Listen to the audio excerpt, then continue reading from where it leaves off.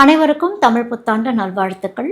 நம்ம ஏப்ரல் 14ஆம் தேதி அப்படின்னு பார்க்கும்போது சித்திரை திருநாள் பராபவ வருடத்துக்கு போகிறோம். பராபவ வருடம் அப்படின்னா என்ன அப்படின்னா, திருத்தங்கள் வரப்போகுது. நம்ம வாழ்க்கையிலும் நிறைய திருத்தங்கள் நம்ம பண்ணணும் அப்படிங்கிற ஒரு விஷயத்தை தான் வந்து பராபவ வருடமாக பார்க்கப்படுது. இந்த பராபவ வருடம் ஜென்ரலாக எப்படி இருக்க போகுது அப்படின்னா, நேச்சுரல் டிசாஸ்டர்ஸ், அதாவது இயற்கை சீற்றங்கள், இயற்கை பேரழிவுகள், மிலிட்ரிஸ் உள்ளே வர்றது, இந்த வார் ஆல்ரெடி நம்மளுக்கு ஒரு இம்பேக்ட் க்ரியேட் பண்ணிகிட்டே இருக்குது அப்படிங்கிற ஒரு விஷயம்லாம் இருக்குது இல்லையா. நிறைய விஷயங்கள் மாறும் அப்படிங்கிறது தான். இந்த ஒவ்வொரு சித்திரை திருநாள்லையும் இந்த பராபவ வருடம், இப்போ இது பராபவ வருடம், இந்த ஒவ்வொரு சித்திரை திருநாள்லையும் எப்படி பார்க்கப்படுதுன்னா, இந்த நவநாயகர்கள் இருக்காங்க இல்லையா, இந்த நவகிரகங்கள், இவங்களுடைய பிளேஸ்மெண்ட்ஸ் வச்சு, அதாவது அந்த சித்திரை திருநாள் அன்னைக்கு இந்த பிளேஸ்மெண்ட்ஸ், பிளானட்ஸோடைய பிளேஸ்மெண்ட், கிரகங்களுடைய நிலைகளை வச்சு எப்படி இந்த வருடம் எப்படி போக போகுது அப்படிங்கிறது தான் வந்து பார்க்கப்படுது.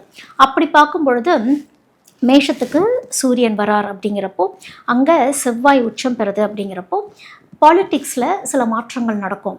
பாலிட்டிக்ஸில் கொஞ்சம் கவனமாக இருக்கணும்னு ஒன்று இருக்குது.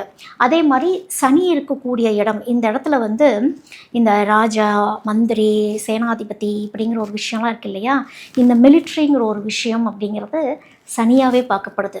இங்கே புதன் ஒரு வேலையை பார்க்க போகுது. புதன் மறைஞ்சிருந்தும் சில வேலைகளை பார்க்கும், நேருக்கு நேராக இருந்தும் சில வேலைகள் பார்க்குங்கிற ஒரு விஷயம்லாம் இருக்குது. அதோட குருவோடைய அமைப்பு அப்படின்னு பார்க்கும் பொழுது படிப்பு ரீதியான, அந்த எஜுகேஷன் ரீதியான விஷயங்கள் எல்லாமே எக்ஸ்பான்ஷன் அப்படிங்கிற ஒரு விஷயத்துக்கு போக போகுது.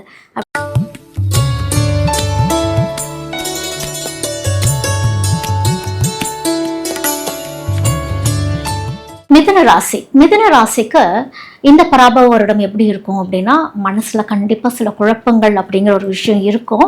இந்த மனதில் இருக்க குழப்பங்கள் தான் நம்மளோட வாழ்க்கையை ஒரு அமைதியான ஒரு சூழ்நிலைக்கு கொண்டு போகுங்கிற ஒரு விஷயத்தையும் வந்து நம்ம புரிஞ்சுக்கணும் அப்படிங்கிறது தான்.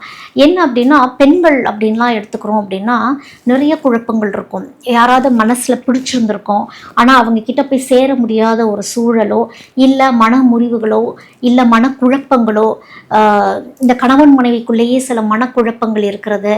அதே மாதிரி ஆண்களுக்கெல்லாம் வந்து, ஆண்கள் பெண்கள் எல்லாத்துக்குமே வந்து இந்த வேலைன்னு ஒரு விஷயம் வரப்போ குழப்பமாக இருக்கும். எனக்கான ஒரு ரெஸ்பெக்ட் கிடைக்கல, ஒரு விரக்தி நிலை, இந்த வேலையை நான் விட்டுட்டு போயிட்டுமா, இன்னொரு வேலைக்கு நான் போயிட்டுமா, இந்த இடத்துல நான் உகந்த ஆள் கிடையாது, எனக்கு வேற எங்கேயோ போய் உட்காரணும் போல இருக்குது, ஆனால் எனக்கு லைஃப்பில் நிறைய கமிட்மெண்ட்ஸ் இருக்குது, இந்த பராபவ வருடம் என்ன நம்மளுக்கு பண்ண போகுது, இப்படி பல விஷயங்கள் வந்து மனசில் ஓடிட்டே தான் இருக்கும். மிதுனத்துக்கு என்ன அப்படின்னா, குரு வந்து இருக்கிறார் உங்களுடைய இடத்துல, மிதுன வீட்டில் குரு இருக்கிறாரு அப்படிங்கிறப்போ உங்களுக்கு வாழ்க்கையில் யாராவது வருவாங்க, ஒரு மென்டர் மாதிரி யாராவது ஒருத்தவங்க வருவாங்க. அவங்களுடைய ஆலோசனைகளை கேட்டு நீங்கள் நடக்கிறீங்க அப்படின்னா வாழ்க்கையில் சில மாற்றங்கள் நடக்கும் அப்படிங்கிறது தான் ஒரு விஷயம். ஏன்னா ஒரு குழப்பத்தில் இருக்கும் பொழுது யாராவது கை தூக்கியோட வரமாட்டாங்களா அப்படிங்கிற மாதிரி தான் இருக்கும். இது என்னன்னா, மைண்டு பல விஷயங்களை திங்க் பண்ணுங்கிறது ஒன்று இருக்குது. அப்படியே இன்னொரு சைடு ஆஃப் மிதுனத்துக்கு பார்க்குறீங்கன்னு வச்சுக்கோங்களேன், மனசு அப்படியே ஸ்தம்பிச்சு போய் ஒரு ஸ்டாக்னண்ட் ஆகி நின்ன மாதிரியான ஒரு அமைப்பு அப்படி கூட அவங்களுக்கு இருக்கும். ஸோ இது என்ன அப்படின்னா, முழுக்க குழப்பங்களையே சொல்றது. அப்போ இதெல்லாம் யார் பண்றது அப்படின்னா கேது தான் இத்தனைக்கும் காரணம். அப்போது மிதுனத்தில் இருக்கவங்களாம் என்ன பண்ணணும் அப்படின்னா, விநாயகர் வழிபாடு ரொம்ப அவசியம். முக்கியமாக இந்த விநாயகர்லாம் வந்து இந்த மரத்துக்கடியில் இருப்பாங்க இல்லையா விநாயகர், அந்த விநாயகர், அரச மரத்து கீழே இருக்கக்கூடிய விநாயகரை போய் வழிபாடு பண்ணுறது அப்படிங்கிறது வந்து கேது. ஒரு அருகம்பல் கொடுத்து வழிபாடு பண்ணணும். அருகம்பல் கொடுத்து வழிபாடு பண்ண என்ன அப்படின்னா, நம்மளுடைய கர்மா பேலன்ஸ் ஆகும், கர்மா கொஞ்சம் குறையும் அப்படிங்கிற ஒரு விஷயத்துக்கு தான் நம்ம அருகம்பல் கொடுத்து வழிபாடு பண்ணணும் அப்படின்னு சொல்லப்படுது. அதோட ஸ்டூடெண்ட்ஸ்லாம் இருக்கீங்க அப்படின்னா ஒரு மாதிரி ஃப்ரஸ்ட்ரேஷன், ஒரு டிப்ரெஷன், என்ன நம்ம படிக்கிறோம், ஏன் நம்மளுக்கு, ஏன்னா நீங்கள் கரெக்டாக தான் படிக்கிறீங்க, கரெக்டாக தான் எல்லா முயற்சியும் பண்ணுறீங்க, ஆனால் குழப்பங்களும் சேர்ந்தே இந்த இடத்துல இருந்துகிட்ருக்கு. இதுக்கப்புறம் நம்ம என்ன படிக்க போகிறோம், படிக்கிறது புரியுதா, இந்த குழப்பங்கள் இல்லை, இதை அப்படியே விட்டுட்டு பேசாமல் அடுத்த வேலையை பார்க்க போகலாம். அதே மாதிரி இப்போ ஏதாவது கோர்சஸ் சூஸ் பண்ண போகிறீங்க ஸ்டூடெண்ட்ஸ் அப்படின்னா அவங்களுக்குமே வந்து டிஸ்ட்ராக்ஷன்ஸ், டைவர்ஷன்ஸ் இருக்கும். இதுவா அதுவா, எனக்கு இது பிடிக்கும் அதுவும் பிடிக்கும், எதை எடுக்கிறது அப்படிங்கிற ஒரு கன்ஃபியூஷன். இது எல்லாமே கேது கொடுக்குற குழப்ப நிலைகள் தான். கேது என்ன பண்ணும் அப்படின்னா, ரெண்டே வழி கேதுவோட விஷயம் புரிஞ்சுக்கணும். கேது வந்து நல்லது செய்துன்னு வச்சுக்கோங்களேன். இதை எப்படி நம்ம புரிஞ்சுக்கணும் அப்படின்னா, அக்செப்டன்ஸ். இந்த விதியை அக்செப்டன்ஸ் பண்ணிக்கிறதுங்கிறது. ஏன்னா நமக்கு பிடிச்ச விஷயத்த கேது செய்ய விடாது. ஆனா கேது அதை விட ஒரு பெட்டர் அண்ட் பெஸ்ட்டோ ஒரு விஷயத்த நம்மளுக்கு வச்சிருக்கோம் அப்படின்னா, லைஃப்ல சில ஸ்ட்ரகிள்ஸ் எல்லாம் கொடுக்கும். இப்போ வந்து லவ் பண்றாங்கன்னு வச்சுக்கோங்களேன், லவ்ல ஒரு பிரேக்கேஜ் கொடுக்கும். உடச்சு விட்டுட்டு என்னடா இதுக்கு மேல எனக்கு என்னடா வாழ்க்கை அப்படிங்கிற ஒரு மனநிலைமை வரும் பார்த்தீங்களா? அந்த மனநிலைமை தான் என்ன பண்ணும், அடுத்த ஒரு டிரான்ஸ்ஃபர்மேஷன், ஒரு டைவர்ஷன், ஒரு டிஸ்ட்ராக்ஷன், ஒரு மாற்றத்துக்கான வழி. இந்த மாற்றத்தை நம்ம ஏற்றுக்கிட்டே ஆகணும். இதுதான் ஆன்மீகம். இந்த ஆன்மீகத்துக்குள்ளார கேது நல்லது பண்ணுதுன்னா கூட்டிட்டு போயிடும். இதே இது கேது சரியில்லை, கேது கெட்டது பண்ணுது அப்படிங்கிற ஒரு விஷயத்தை நம்ம எப்படி புரிஞ்சுக்கணும் அப்படின்னா, டிட்டாச்மெண்ட் அப்படிங்கிற ஒரு விஷயம். இது ஆன்மீகத்தை நோக்கி மோட்சத்தை நோக்கி போகக்கூடியதுன்னு ஒன்று இருக்கு, டிட்டாச்மெண்ட்னு ஒன்று இருக்கு. டிட்டாச்மெண்ட்னா என்னது, எனக்கு எதுவுமே வேணாம், அப்போ நான் எதையுமே செய்யலை அப்படின்ட்டே உட்காந்துட்டு எதுவுமே பண்ணாமல் இருப்போம் தெரியுமா, அதுதான் வந்து டிட்டாச்மெண்ட். அந்த டிட்டாச்மெண்ட்டை வந்து ஒரு அக்செப்டன்ஸோடு நம்ம இருந்துக்கிட்டோம் அப்படின்னா அது பாசிட்டிவாகவே மாறும் அப்படிங்கிறது தான். அப்போ மிதுனத்துக்கு இந்த பராபவ வருடத்துக்கு சொல்லக்கூடிய விஷயம் என்ன அப்படின்னா, உங்களுக்கு மாற்றங்கள் வருது, ஆனால் இது டோட்டலாக ஒரு டிரான்ஸ்ஃபர்மேஷன், ஒரு எனர்ஜி வருதுங்கிறப்போ ஒரு விஷயத்த ஃபோக்கஸ் பண்ணுங்க. ஒரு விஷயத்த கரெக்டாக ஃபோக்கஸ் பண்ணி போயிட்டீங்க அப்படின்னா, அதாவது ஒரு ப்ரொமோஷன் எனக்கு வரல, லேட்டாக தான் வருது அப்படின்னா கன்சிஸ்டண்ட்டாக எஃபர்ட் போட்டுட்டே இருங்க. கேது சொல்கிறதே அந்த கரெக்ஷன் தான். அந்த கன்சிஸ்டன்ட் எஃபர்ட் போட்டுட்டே இருக்க வாழ்க்கை நிலையா போகுங்கிற ஒரு விஷயத்த தான் சொல்லுது.